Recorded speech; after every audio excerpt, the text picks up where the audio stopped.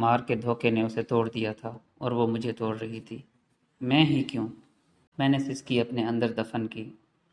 کیونکہ تم لاکھوں لڑکوں سے اچھے ہو، سمجھدار ہو، مجھے یقین ہے تم میرا دل نہیں توڑو گے۔ اور میرے دل کا کیا، جسے تم کرچیاں کرچیاں کر رہی ہو؟ کہتے کہتے رکا۔ کچھ دیر دونوں طرف خاموشی رہی۔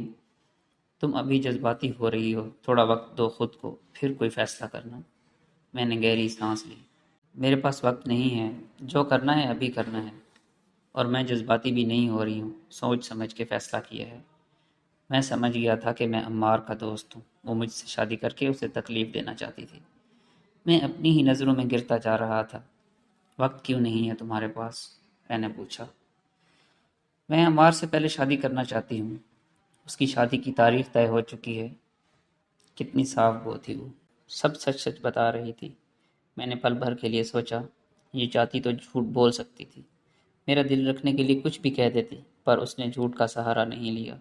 میرا دماغ بار بار کہہ رہا تھا کہ میں اسے جھٹک دوں، انکار کر دوں اور کہہ دوں کہ میں خود کو مار کر تمہارا مرہم نہیں بن سکتا، پر دل تھا جو خودکشی کرنے کو مچل رہا تھا۔ تمہاری فیملی مانے گی؟ میں نے سوال کیا۔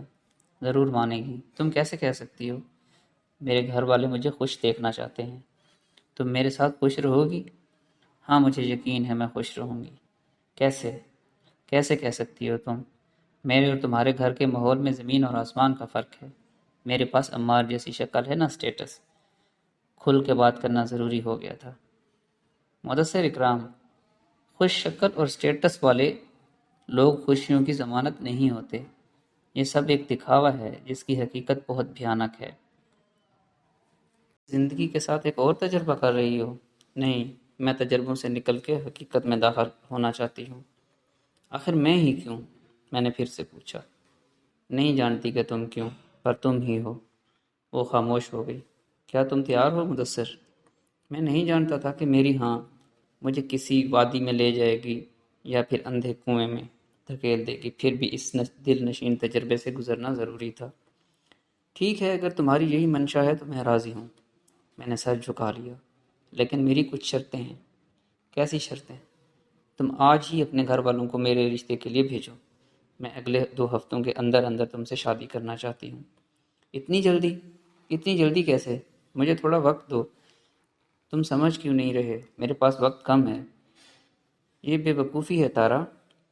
جانتی ہوں، بس تمہارا ساتھ چاہیے اس بے وقوفی میں۔ میں کشمکش میں تھا کہ کیا کروں، اس پہ پاگل پن سوار کیوں ہے؟ اگر کچھ دن بعد بھوت اتر گیا تو؟ لیکن اس بار بھی میں دل سے ہار گیا۔ مدثر اکرام، جو ہوگا دیکھا جائے گا۔ ٹھیک ہے، میں کل ہی اپنے گھر والوں کو بھجواتا ہوں۔ میری ایک اور شرط بھی ہے۔ وہ بولی۔ اب کیا؟ میں پریشان ہو گیا۔ مجھے شادی کے پہلے سال ہی بچہ چاہیے۔ کیا؟ بچہ؟ اس کی بے تکی شرط پہ میں ششدر تھا۔ تارا، یہ کیسی شرط ہے؟ بس تم ہاں کر دو نا۔ ایسے کیسے ہاں کر دوں؟ یہ انسان کے ہاتھ میں تھوڑی ہوتا ہے۔ جانتی ہوں، پر اگر تم ہاں کر دو گے تو میری یہ خواہش پوری ہو جائے گی۔ ایک پل کے لیے مجھے یہی لگا کہ شاید وہ اپنے حواس میں نہیں ہے، اس لیے عجیب و غریب باتیں کر رہی ہے۔ یہ مت سمجھنا کہ میں عمار کے دھوکے سے حواس کھو بیٹھی ہوں۔ اس نے میرے دماغ میں الجھے سوالوں کو پڑھ لیا تھا۔ تو پھر یہ سب کیا ہے؟ تم نہیں سمجھو گے۔ تم سمجھاؤ پھر مجھے۔ وقت پہ چھوڑ دو اور اپنے دل سے ہر وہم نکال دو۔ کیسے ہر وہم دل سے نکال دوں؟ ایک طرف قسمت بے یقین کھڑی تھی اور دوسری طرف دماغ خدشات کے جالے بن رہا تھا۔ مدثر بیٹا، صبح ہو گئی، اٹھ جا۔ کب تک سوتا رہے گا؟ امی کی آواز میرے کان میں پڑی۔ میں کرسی سے اٹھ کر بستر پہ جا لیٹا۔ مدثر، یاد سے بھیج دینا اپنے گھر والوں کو، میں انتظار کروں گی۔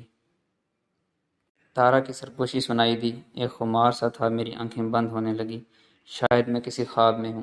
نیم مدہوشی میں بڑبڑایا۔